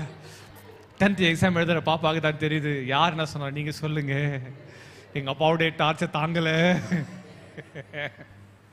அப்பா அதை படி இதை படி சொல்கிறாரு மேம். ஆனால் சேட் ஸ்டோரி ஆச்சு, பரவாயில்லையா? ஆப்போசிட்டாக இருக்கும், பரவாயில்லையா? ஓகே. ஆனால் எச்சரிப்பு உண்டாகும். எல்லாத்தையும் படிச்சுட்டேன், எல்லா எஸ்ஸேவும் எழுதியாச்சு. அவங்க கொஸ்டின் பேப்பரில் கொடுத்துருக்க எல்லா எஸ்ஸேவும் எனக்கு தெரியுது. புக்கில் இருக்கிற எல்லா கொஸ்டின் பேப்பரே மொத்தம் எனக்கு தெரியுது. மொத்தம் ஆன்சர் அப்படியே வந்து நிற்குது. மேக்ஸில் சார் மன்னிக்கணும், இங்கிலீஷ் எல்லாமே தெரியுது. தமிழ் மீடியம் ஸ்டூடெண்ட்டு தான், எல்லாமே தெரியுது எனக்கு. என்ன செஞ்சேன், ஃபஸ்ட்டு எடுத்து ஒரு எஸ்ஸே எழுதுனேன் ஃபுல்லாக. ஃபஸ்ட்டு பேஜ்லேயே நம்பர்லாம் எழுதிட்டு எஸ்ஸே எழுதிட்டேன். எழுதி முடிச்சிட்ட பிறகு பார்க்குறேன், சே இந்த எஸ்ஸே ஒரு பேஜ் 1.5-2 பக்கம் தான் வந்துச்சு. அடிச்சுட்டு இல்லை இந்த எஸ்ஸே வேணாம், இந்த எஸ்ஸே எழுதலாம் சொல்லிட்டு அடுத்த பேஜில் எடுத்து இன்னொரு எஸ்ஸே எழுதிட்டேன், ஃபுல்லாக எழுதிட்டேன். சே இதுவும் 2 பேஜ் தான் வருது, இன்னொரு எஸ்ஸே எழுதுனா 3 பேஜ் வரும் சொல்லிட்டு முதல் பக்கம் அடித்தேன், 2வது பக்கம் அடித்தேன், 3வது பக்கத்தை எடுத்து இன்னொரு எஸ்ஸே எழுதி 2.5 பேஜ் எழுதிட்டேன். அப்பா திருப்தி.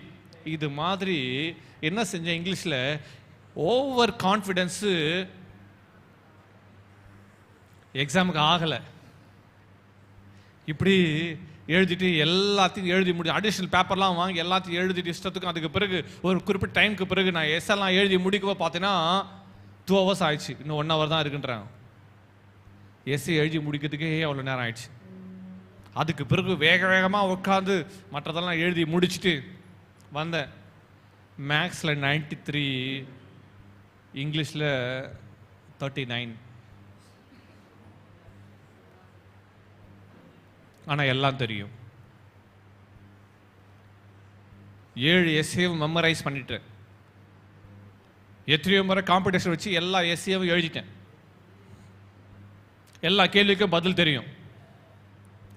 ஆனால் நான் செய்த தவறு என்ன தெரியுமா? First impression best impression. அந்த சீக்ரெட் எனக்கு தெரியல.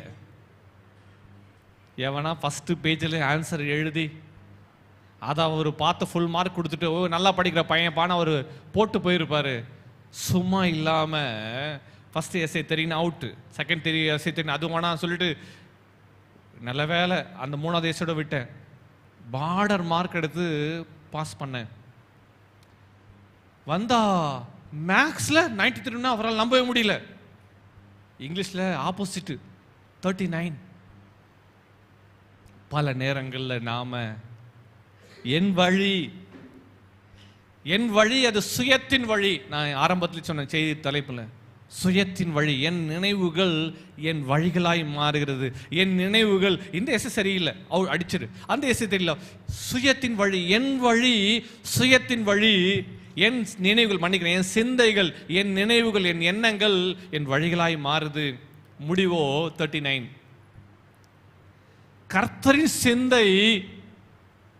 கர்த்தரின் சிந்தை என் வழியாய் மாறும்போது, கர்த்தருடைய நினைவுகள் என் வழிகளாய் மாறும்போது அங்கே பெரிய பிரேக் த்ரூ. ஒரு ஆமென் சொல்லுங்க பார்க்கலாம். இந்த கதையை மறக்க மாட்டீங்களே. மேக்ஸில் 93, இங்கிலீஷில் 39. என் வழிகளும் கர்த்தருடைய வழிகளும், என்னுடைய நினைவுகளும் கர்த்தருடைய நினைவுகளும். இதுக்கு நிறைய பேர் 39 வாங்க போறீங்களா 93 வாங்க போறீங்களா? It's up to you. உங்கள் கையில் இருக்குது.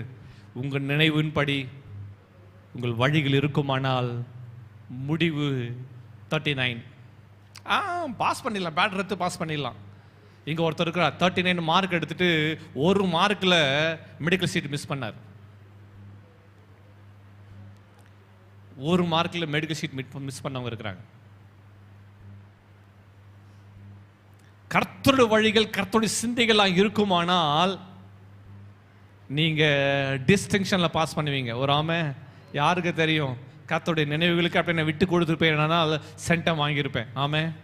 கர்த்தருக்கு ஒப்பு கொடு மகளே. அது விசுவாசத்தின் 3வது, அது விசுவாசத்தின் வழி. 1வது வார்த்தையின் வழி, வசனத்தின் வழி. 2வது கீழ்ப்படிதலின் வழி. 3வது விசுவாசத்தின் வழி. மார்க் எழுதின சுவிசேஷம் 7ஆம் அதிகாரம் 24 முதல் 30 வரை வசனங்களை வாசிக்கவும். மார்க் எழுதின சுவிசேஷம் 7ஆம் அதிகாரம், திருப்பிக் கொள்ளலாம்.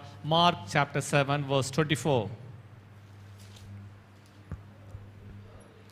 பின்பு அவர் எழுந்து அவ்விடம் விட்டு புறப்பட்டு தீரு சீதோன் பட்டணங்களின் எல்லைகளில் போய் ஒரு வீட்டுக்குள் பிரவேசித்து ஒருவரும் அதை அறியாதிருக்க விரும்பியும் அவர் மறைவாய் இருக்க கூடாமற் போயிற்று. அசுத்தாவி பிடித்திருந்த ஒரு சிறு பெண்ணின் தாயாகிய ஒரு ஸ்திரீ அவரை குறித்து கேள்விப்பட்டு வந்து, பாருங்க, அங்க ஒரு பெண் வருகிறார். தீரு சீதோன் பட்டணங்கள்ல ஒரு பெண் வந்து சிறுபேனிக்கை தேசத்தாலாகிய கிரேக்க ஸ்திரியா இருக்கிறா. அவ வந்து, ஆண்டவரே, என் மகன் கொடிய பிசாசினால் அகப்பட்டு கொண்டிருக்கிறான். அவன் அந்த பிசாசை துரத்து விட யார்கிட்ட போனாலும் நடக்கல. உங்ககிட்ட வந்த ஆண்டவரே, நீங்க குணமாக்கணும் என்று சொல்லி அவள் ஆண்டவர் பாதத்தில் விழுந்து அவள் அழுகிறாள். இயேசு சொல்றாரு, முந்தி பிள்ளைகள் திருப்தி அடையட்டும், முந்தி தேவ ஜனங்கள் திருப்தி அடையட்டும், பிள்ளைகளின் அப்பத்தை எடுத்து நாய்க்குட்டிகள் போடுவது தகுதியில். அடுத்த வசனத்தை போடுங்கப்பா ஸ்கிரீன்ல. 27, நாய்க்குட்டிகள் போடுவது தகுதி அல்ல என்று ஆண்டவர் சொல்றாரு. ஆனா அவளுக்குள்ள இருக்கிற விசுவாசம் பாருங்க. வசனம் 28 போடுங்க. அதற்கு அவள், மெய்த்தான் ஆண்டவரே, ஆகிலும் அந்த நாய்க்குட்டி சாப்பிடும். எப்படி? அவங்க சாப்பிடும் போது சில துணிக்கைகள்லாம் கீழே விழல, அதை வந்து நாய்க்குட்டிங்க பொறிக்க சாப்பிட்டுருல. மேஜையில் உட்கார்ந்து இருக்கிறவங்களுக்கும் அப்பம் கிடைக்கும், மேஜைக்கு கீழே இருக்கிற நாய்க்குட்டிக்கு என்ன கிடைக்கும்? அப்பம் கிடைக்கும்ல, சிறு துணிக்கை கிடைக்கல. அதான் அவன் சொல்றா, ஆகிலும் மேஜை இல்லை. 28 போடுங்க. ஆகிலும் மேஜைக்கு கீழே இருக்கிற நாய்க்குட்டிகள் பிள்ளைகள் சிந்துகிற துணிக்கைகளை தின்னுமே. அவரோட ஃபெய்த் என்ன தெரியுமா? டேபிள் இருக்கிறவங்க, அப்படி என்றால் டேபிள் இருக்கிறவங்க யாரு? தேவ ஜனங்கள், கர்த்தருடைய ஜனங்கள், கர்த்தருடைய வார்த்தை பெற்றுக்கொண்டவர்கள், அப்பத்தை புசிக்கிறார்கள். அப்ப என்று எதை குறிக்கிறது? வசனம், கர்த்தருடைய வார்த்தை. அந்த வசனத்தை புசிக்கிறார்கள். ஆனா காதார கொஞ்சம் கொஞ்சம் கேட்டுட்டு விடுதலை கொஞ்சம் கொஞ்சம் துணிக்கைகளை சாப்பிட்டுட்டு இருக்கிற அந்த நாய்க்குட்டி கூட சாப்பிடுமே. அதனால ஆண்டவரே, அவங்களுக்கு அற்புதங்களை செய்றீங்க, அதிசயங்களை செய்றீங்க. யூதர்களுக்கு, தேவ ஜனங்களுக்கு, இவங்களுக்காக தான் அனுப்பப்பட்டீங்க. இவங்களுக்கு அற்புதங்கள் அதிசயங்களை செய்றீங்க, உண்மைதான். ஆனா அந்த மிஞ்சி கிடைக்கிற துணிக்கைகளை போல இருக்க குப்பையில கொட்டுற அந்த வேஸ்ட் எல்லாம் இருக்குல்ல, அதை வந்து நாய்ங்க குப்பையில கொட்ட நாய்கெல்லாம் சாப்பிட இல்ல, அதை வந்து கிரேக்க தேசத்தாலாகி அந்நிய பண்ணாகி எனக்கு கொடுங்க ஆண்டவரே. அடுத்த வசனத்தை வாசிக்கலாம். அதான் அவன் சொல்றான், அந்த பிரெட் பீஸ், அந்த பிரெட்டு, அந்த பீசஸ் எல்லாம் இருக்கு பாத்தீங்களா, நீ காலில் மிதிக்கிற அந்த பீஸ் எனக்கு கொடுத்துருங்க. அப்போது அவர், நீ சொன்ன அந்த வார்த்தை நிமித்தம் போகலாம், உன் மகனை விட்டு பிசாசு நீங்கிற்று. ஒரு ஆமென் சொல்லுங்க பார்க்கலாம். அல்லேலூயா. ஃபெய்த். ஆண்டவர் அவருடைய விசுவாசத்தை பார்க்கிறார். அடுத்த வசனத்தை வாசிக்கலாம். அவள் தன் வீட்டுக்கு வந்த பொழுது பிசாசு போய்விட்டதையும் தன் மகள் கட்டிலில் படுத்திருக்கிறதையும் கண்டாள். ஆமென். ஒரு ஆமென் சொல்லுங்க பார்க்கலாம். ஆமென். விசுவாசத்தின் வழி என்ன தெரியுமா? ஆண்டவர்கிட்ட வந்தா, நான் எந்த தேசத்தாளா இருந்தாலும், எந்த மனுஷனா இருந்தாலும், எந்த ஜாதியா இருந்தாலும், ஆண்டவர்கிட்ட வந்தா என் நினைவு எல்லாத்தையும் வச்சுட்டு, என்னுடைய யோசனை எல்லாம் வைத்து விட்டு கர்த்தரத்துல வந்தா, கர்த்தருடைய வார்த்தையை அவள் கேட்கிறாள், அதை ஏற்றுக்கொள்கிறாள், அந்த விசுவாசத்தின் பாதையை அவள் தெரிந்து கொள்கிறாள். நான் இதற்கு பிறகு நான் ஆண்டவர் ஜனமாய், ஆண்டவர் பிள்ளையாய், கர்த்தருடைய ஜனமாய் இருப்பேன். ஆமென். இதோல நான் புறஜாதி தான், நான் கர்த்தரை அறியாம வாழ்ந்தேன். ஆனா இன்றைக்கு நான் கர்த்தரை தெரிந்து கொண்டேன், கர்த்தரை அண்டிக் கொண்டேன், கர்த்தரை பின்பற்றுவேன். ஒரு தீர்மானம் எடுத்து வரா பாருங்க. வந்த பிறகு கர்த்தர் அவருக்கு பரிபூர்ண சுகத்தை கொடுக்கிறார். ஆமென். விடுதலை கொடுத்தால், மகனுக்கு ஆரோக்கியத்தை கொடுத்தால், ஆமென், அவன் விடுதலை ஆயிட்டான். அல்லேலூயா. விசுவாசத்தின் வழி, கர்த்தருடைய வழி என்ன தெரியுமா? விசுவாசத்தின் வழி. முதலாவது கர்த்தருடைய வழிகள் என்ன தெரியுமா? அது வசனத்தின் வழி. ரெண்டாவது கீழ்ப்படிதலின் வழி. மூன்றாவது விசுவாசத்தின் வழி. இதில் நடக்க நீங்கள்லாம் ஆயத்தமாக இருக்க வேண்டும். ஆமே, ஒப்பு கொடுக்க வேண்டும். எல்லாரும் எழும்பி நின்று கர்த்தருடைய வார்த்தையை பெற்றுக்கொண்டவர்கள் நாம் எல்லாரும் ஜெபம் பண்ணலாமா? நீ யாராயிருந்தாலும் உனக்கு உதவி செய்ய அவரால் முடியும். ஏசாயா தீர்க்கன் இப்படி எழுதுகிறார். ஏசாயா 56ஆம் அதிகாரம் 55. தேங்க்யூ ஜீஸ். 8ஆம் வசனத்தை ஸ்கிரீன்ல போடலாமா? Isaiah chapter 55 verse 8. Thank you Lord. நன்றி ஆண்டவரே. உன் வழிகள் என் வழிகள் அல்லவென்று கர்த்தர் சொல்லுகிறார். உன் நினைவுகள் என் நினைவுகள் அல்லவென்று கர்த்தர் சொல்லுகிறார். இன்றைக்கு உன் நினைவுகள் இப்படி வாழ்ந்து கொண்டிருக்கிறாயா? உன் எண்ணங்கள் இப்படி, யோசனைகள் இப்படி வாழ்ந்து கொண்டிருக்கிறாயா? Thank you Jesus. Hallelujah. ஆண்டவரே, என்னை அர்ப்பணிக்கிறேன், என் நினைவுகளை அர்ப்பணிக்கிறேன், என் வழிகளை அர்ப்பணிக்கிறேன். ஒப்பு கொடுப்பாயா? 8ஆம் வசனத்தை போடுங்கப்பா ஸ்கிரீன்ல. ஐசையா 55:8. என் நினைவுகள் உன் நினைவுகள் அல்ல, உங்கள் வழிகள் என் வழிகள் அல்லவென்று கர்த்தர் சொல்லுகிறார். 9ஆம் வசனம், பூமிக்கும் வானத்துக்கு எவ்வளவு உயரமா இருக்கிறதோ அப்படியே உங்கள் வழிகளை பார்க்க என் வழிகளோ, உங்கள் நினைவுகளை பார்க்க நினைவுகளை உயர்ந்திருக்கிறது. கைகளை உயர்த்துங்க. ஆண்டவரே, என்னை குறித்து வைத்திருக்கிற உங்களுடைய உயர்வான நினைவுகளுக்கு ஸ்தோத்திரம், உயர்வான வழிகளுக்கு ஸ்தோத்திரம். நான் அதை தெரிந்து கொள்ளுகிறேன், அந்த வசனத்தின் வழியை தெரிந்து கொள்ளுகிறேன், அந்த கீழ்ப்படுதலின் வழியை தெரிந்து கொள்ளுகிறேன், அந்த விசுவாசத்தின் வழியை தெரிந்து கொள்கிறேன். ஓ ஹல்லேலூயா. இப்பொழுதே இந்த வார்த்தைக்கு அர்ப்பணிப்பாயா மகளே, மகனே, இந்த வார்த்தைக்கு அர்ப்பணிப்பாயா, ஒப்பு கொடுப்பாயா? கர்த்தர் வாழ்வில் வல்லமையானவர், மகிமையானவைகள், மகத்துவமானவைகளை கர்த்தர் செய்ய வல்லவர். ஓ நன்றி நன்றி நன்றி ஆண்டவரே. உம்மை துதிக்க எல்லாரும் வாய்கள் தந்தை கர்த்தருக்கு ஸ்தோத்திரம் செலுத்தலாமா? நான் தெரிந்து கொள்ளுகிறேன், உடைய வார்த்தைகளுக்கு ஒப்பு கொடுக்கிறேன். இப்பொழுதே உடைய வார்த்தைகளை கேட்கிற, இந்த வார்த்தைகளை கேட்டுக்கொண்டிருக்கிற இந்த வேலையிலே உங்களை ஆராய்ந்து பாருங்க. ஒரு சுகம் அளிக்கிற வல்லமை உங்க மேல இறங்கி இருக்குது, அற்புதங்களை செய்கிற சக்தி உங்க மேல இறங்கி இருக்குது. கர்த்தர் வழிகளை திறந்திருக்கிறார், வாசலை திறந்திருக்கிறார். இப்போது கர்த்தருடைய நினைவுகள் உங்களுக்கு வெளிப்படுகிறது, கர்த்தருடைய சிந்தைகள் உங்களுக்கு வெளிப்படுகிறது, கர்த்தருடைய வார்த்தைகள் உங்களுக்கு வெளிப்படுகிறது. கர்த்தர் உங்க மனக்கண்களை திறப்பாராக. நியூ ஐடியாஸ், நியூ ஸ்ட்ராட்டஜி, உங்கள் யோசனைப்படி அல்ல, கர்த்தருடைய நினைவுகள் படி உங்கள் தோல்விகளுக்கு எல்லாம் கர்த்தர் சாவியை கொடுப்பாராக, திறவுகோல்களை கொடுப்பாராக.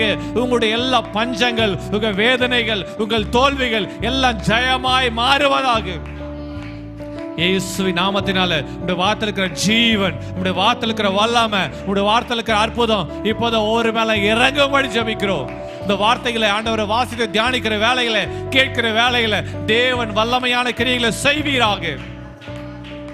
கர்த்தருடைய நாமத்தில் ஆசீர்வதிக்கிறோம். இது திருப்பு முனையாய் இவங்க வாழ்வில் ஆசீர்வாத நன்மைகளை அன்று பெற்றுக்கொள்ள நாளாய் இருக்கட்டும்.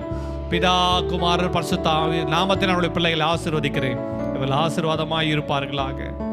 ஹையர் வேஸ், ஹையர் தாட்ஸ் இன்னைக்கு நீங்க உங்களுடைய பிள்ளைகளுக்கு கட்டளையிட்டதுக்கு ஸ்தோத்திரம். இயேசுவின் நாமத்தில் ஆசீர்வதித்து ஜெபிக்கிறோம் பிதாவே. ஆமென், ஆமென். Praise the Lord. கர்த்தருக்கு ஸ்தோத்திரம். நல்லது, உட்கார்ந்து கொள்ளுங்க. சில அனௌன்ஸ்மெண்ட்